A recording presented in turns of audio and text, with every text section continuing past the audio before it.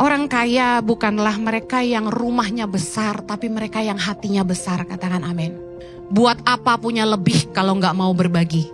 Buat apa kaya kalau hidup kita nggak jadi berkat buat sesama? Tahukah Anda bahwa memberi kepada orang lemah itu berkat bagi kita? Anda dipercaya Tuhan dengan kedudukan, nama besar, dan kekayaan. Saya kasih tahu, jangan senang dulu. Semakin banyak kepercayaan yang Tuhan berikan, makin banyak juga yang Tuhan tuntut dari hidup kita. Amen. Karena itu, marilah suka berbagi. Marilah menjadi kaya dalam kebajikan. Maukah Anda memberikan hati Anda supaya Yesus lahir di hati Anda? Mari miliki kesederhanaan, miliki kerendahan hati. Miliki hati yang mau berbagi dengan orang lain. Miliki hati yang selalu mengandalkan Tuhan. Dan miliki hati yang selalu bersyukur. Supaya mereka tidak hanya menampakkan diri kepada Yusuf dan Maria, tapi malaikat juga menampakkan diri kepada gembala-gembala di padang. Dalam Lukas 2, tentang gembala-gembala, Anda tahu bahwa malaikat menampakkan diri kepada mereka dan kemuliaan Tuhan nampak, lalu mereka sangat ketakutan. Dan ini yang disampaikan oleh malaikat kepada mereka. Dalam Lukas 2 ayat yang ke-10 dikatakan gini, lalu kata malaikat itu kepada mereka, jangan takut sebab sesungguhnya aku memberitakan kepadamu kesukaan besar untuk seluruh bangsa. Hari ini telah lahir bagimu juru selamat, yaitu Kristus Tuhan di kota Daud. Dan inilah tandanya bagimu, kamu akan menjumpai seorang bayi dibungkus dengan lampin dan terbaring di palungan. Kemudian saya lompat di ayat 15 dikatakan begini. Setelah malaikat-malaikat itu meninggalkan mereka dan kembali ke sorga, gembala-gembala itu berkata seorang kepada yang lain, marilah kita pergi ke Bethlehem untuk melihat apa yang terjadi di sana, seperti yang diberitahukan Tuhan kepada kita. Ayat 16, lalu mereka cepat-cepat berangkat dan menjumpai Maria dan Yusuf dan bayi itu yang sedang berbaring di dalam palungan. Dan ketika mereka melihatnya, mereka memberitahukan apa yang telah dikatakan kepada mereka tentang anak itu.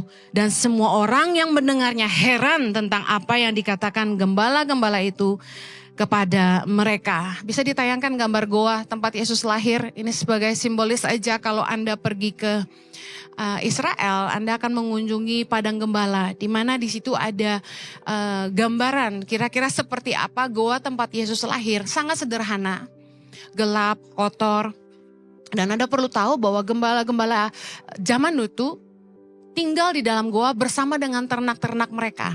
Jadi ada bagian di dalam goa di mana ternak itu dikandang di dalamnya karena sangat dingin ya. Kemudian keluarga para gembala juga tinggal di goa yang sama. Bisa kebayang nggak? Domba bau mereka, mereka bau domba. Nah, yang saya heran adalah gini. Tuhan, sang empunya dunia ini, dia sanggup lahir di mana aja. Tapi kenapa dia tidak memilih lahir di istana raja, di antara orang-orang besar dan terkemuka?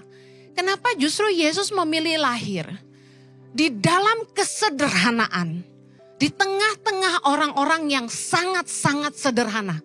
Bisa mengerti maksud kita? Mereka bukan middle class people, mereka middle low and very low people, low class people. Zaman sekarang hamba Tuhan makin tenar udah gak mau tinggal di hotel bintang 3. Mereka orang-orang yang merasa dirinya besar pasti minta perlakuan spesial. Tapi Yesus memberi teladan kepada kita. Dia mampu lahir di mana aja. Anda percaya Yesus bisa pilih tempat di mana aja dia mau lahir? Yesus bisa enggak lahir di istana raja? Yesus bisa enggak lahir di tengah-tengah orang-orang besar berdarah biru, para bangsawan? Bisa. Tapi pernah enggak Anda pikir, kenapa Yesus justru lahir di tengah-tengah kesederhanaan yang kalau kita bilang sederhana, sangat-sangat sederhana. Di tengah-tengah orang-orang yang sangat-sangat sederhana. Selalu menggelitik hati saya waktu saya pikirin ini. Why he chose to be so simple among the poor. Sementara kita makin tinggi, makin kaya, makin terkenal, makin banyak hartanya, kesederhanaan kita tinggalkan. Bahkan dalam gaya hidupnya, Yesus menggambarkan kesederhanaan. Padahal dia sangat terkenal, dia bisa menjadi sangat kaya.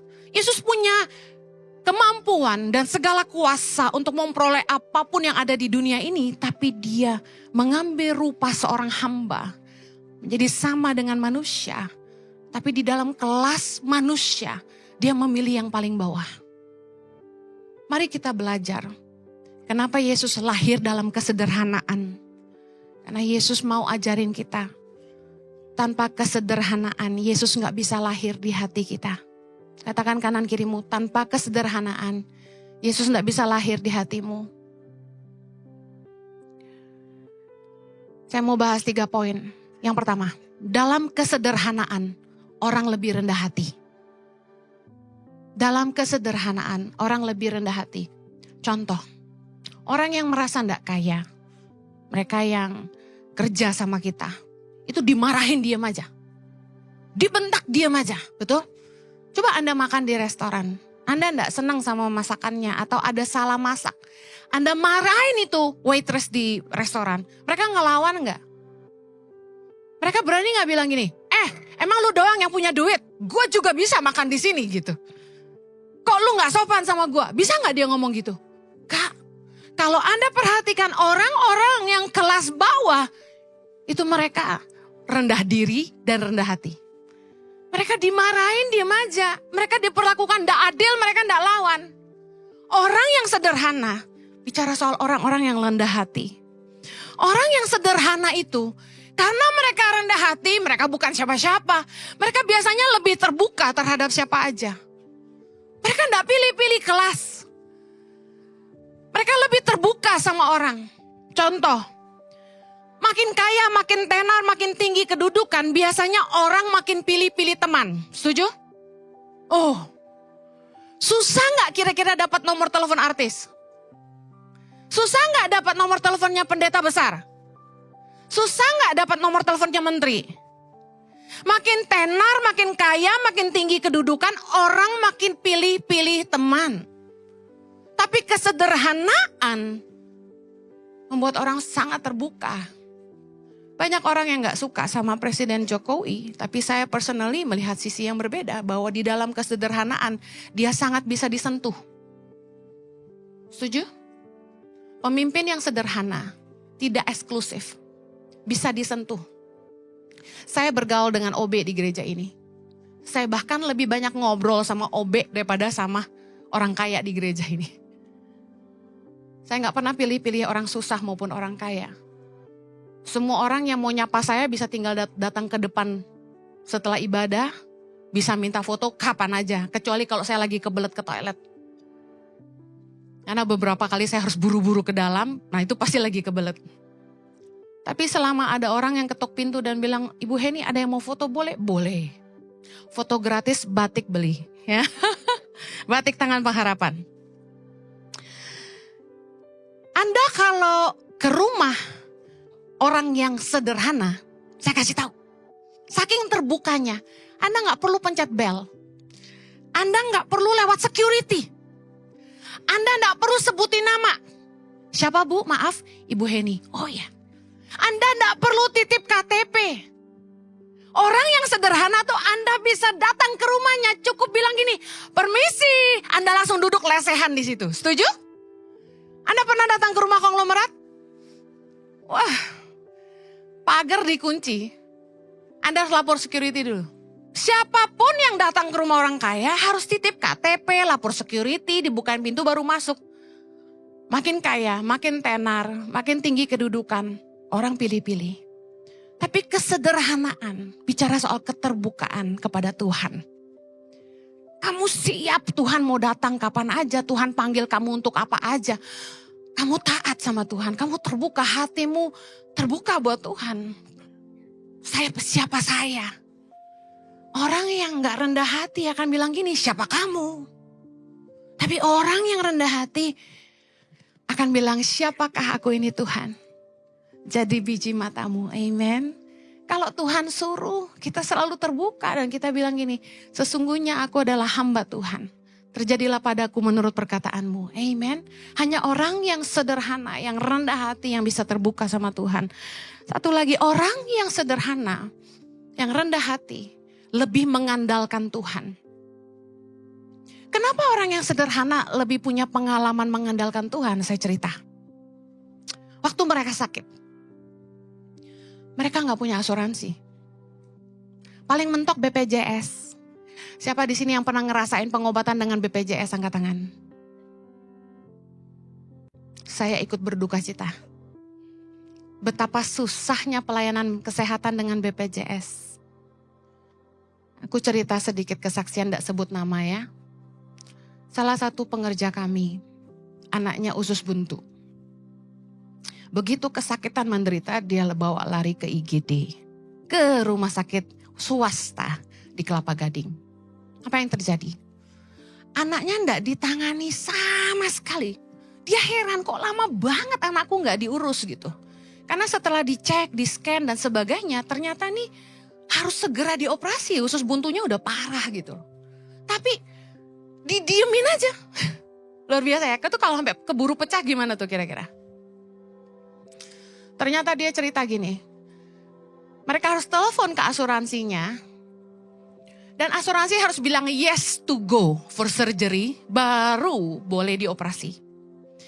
Kalau kita ngeklaim asuransi untuk cover biaya pengobatan kita, itu aja lama banget. Sorry ya, Pak Jojo pernah masuk rumah sakit beberapa bulan lalu. Itu saya sampai marah sama mereka. Suami saya didiemin dari pagi sampai malam. Bayangin, saya tanya ada apa? Karena asuransi belum bilang yes to go. Gemes gak sama asuransinya? Sementara kalau orang parah gimana? Anak ini parah gitu loh.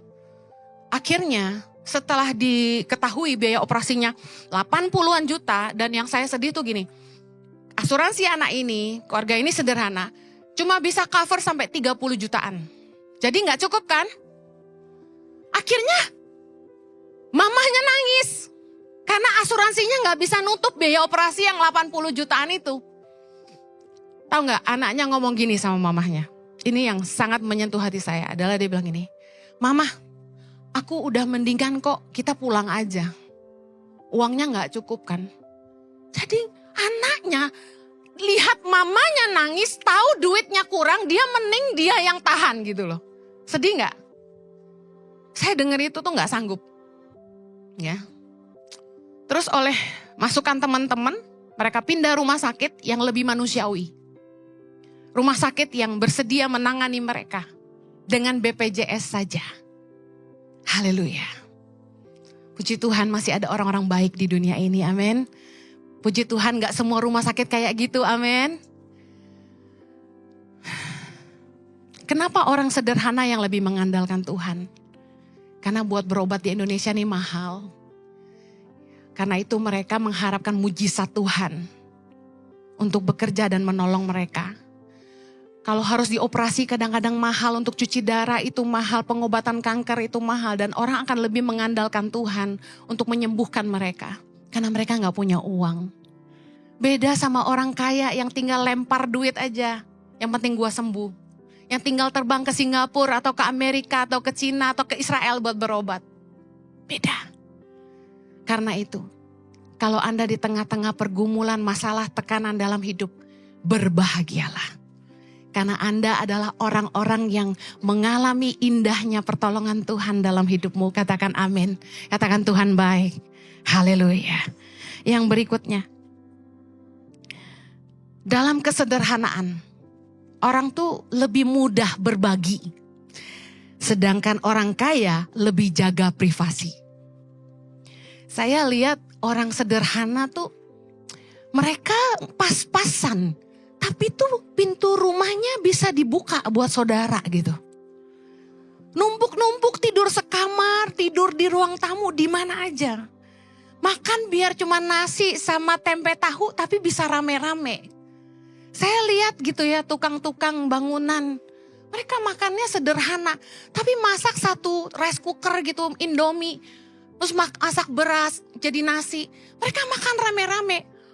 Orang itu bisa lebih terbuka gitu loh. Di dalam kesederhanaan tuh mereka berbagi. Tanpa merasa, jijik, ini punya saya gitu. Enggak. Sedangkan orang kaya lebih gini, privasi. Saya pernah ke rumah konglomerat yang kamarnya tuh belasan.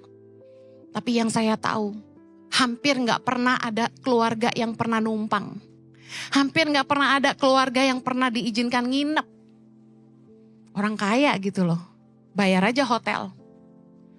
Tapi saya menyaksikan bagaimana orang yang sangat sederhana bisa nampung anak-anak pedalaman yang gak bisa sekolah tinggal di rumahnya. Seorang ibu tanpa suami. Seorang penginjil, saya temukan itu. Dia nampungin anak-anak pedalaman yang gak bisa sekolah. Karena Anda tahu di kampung gak ada sekolah. Jadi mereka harus numpang di kota. Di kota mau ngekos gak ada uang. Nah orang ini di dalam kesederhanaannya, dia bisa bantu anak-anak pedalaman tinggal dan makan apa adanya dengan dia. Saya mau tanya, Anda yang rumahnya besar, yang makanannya banyak, yang rumahnya mewah, Anda mau gak terima orang susah tinggal di rumah Anda? Ya di kamar pembantu boleh Bu Heni.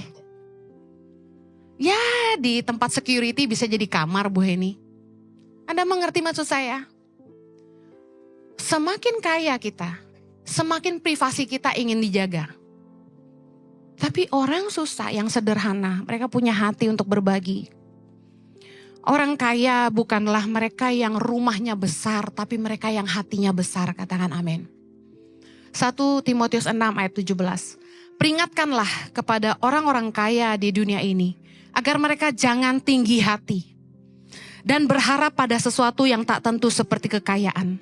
Melainkan pada Allah yang dalam kekayaannya memberikan kepada kita segala sesuatu untuk dinikmati. Ayat 18 ini penting.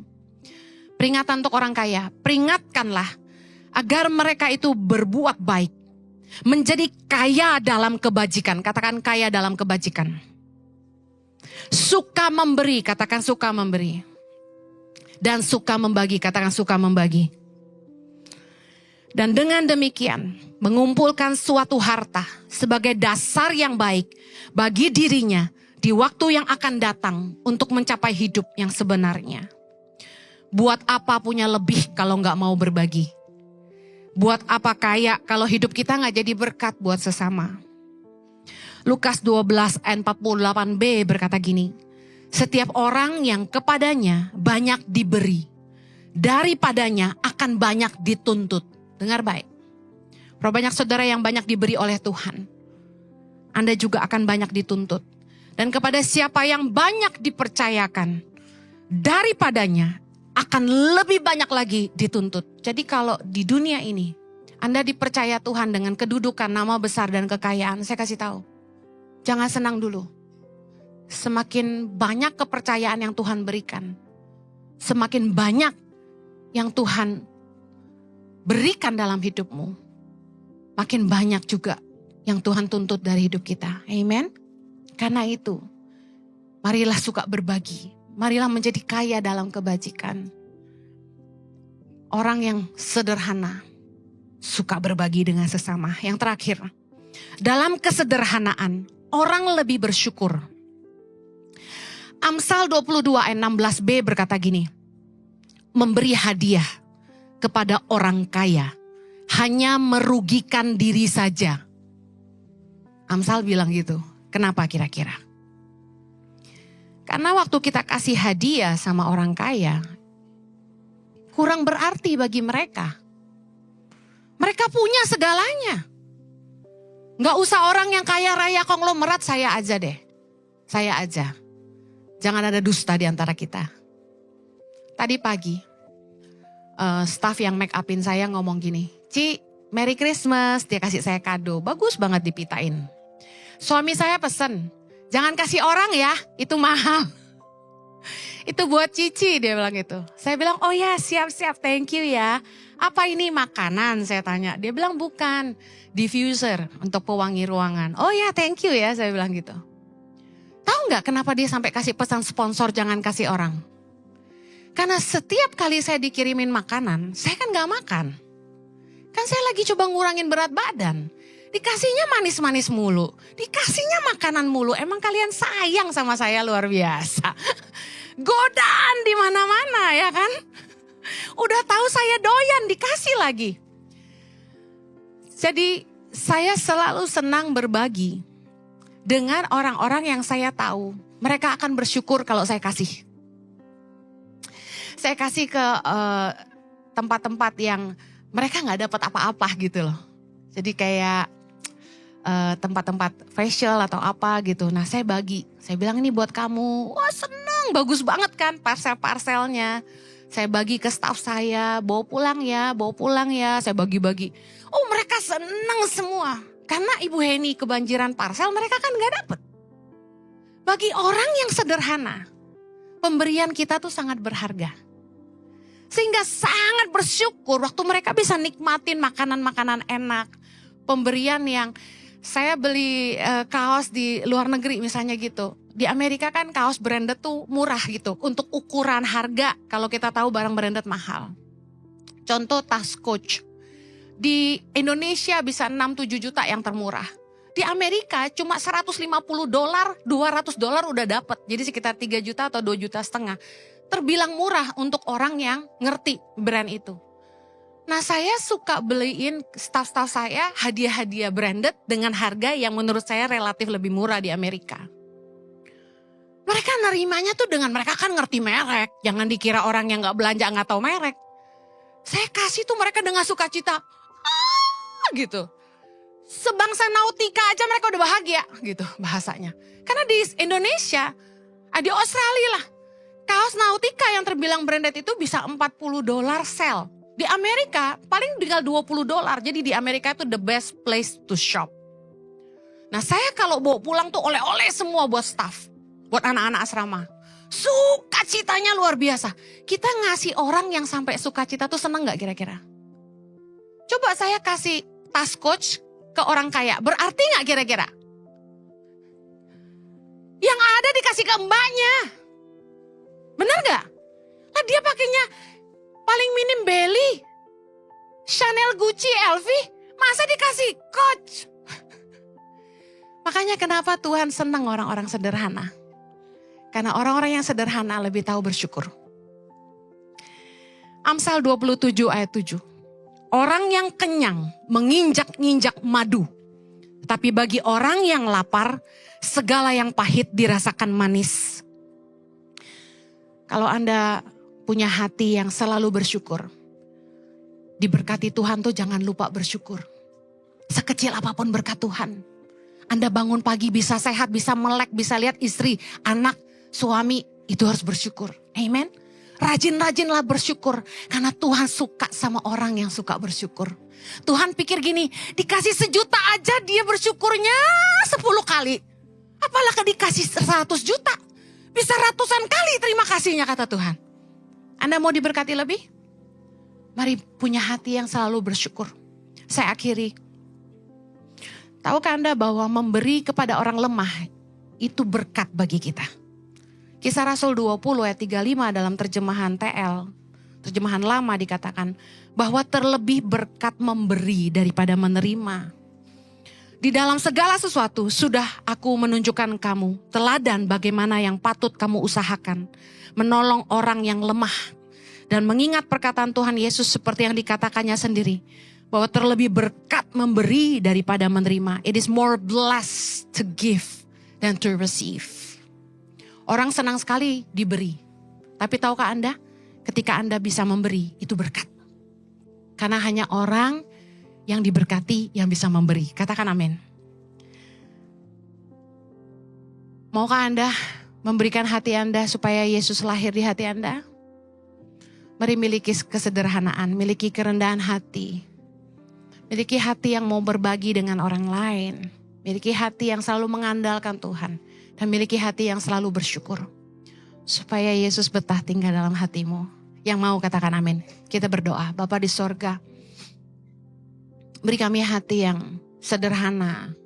Bagaimana Engkau lahir dalam kesederhanaan dan Engkau memilih orang-orang yang sangat-sangat sederhana. Kami mau belajar. Punya hati yang sederhana. Punya kerendahan hati. Hati yang selalu mengandalkan Tuhan.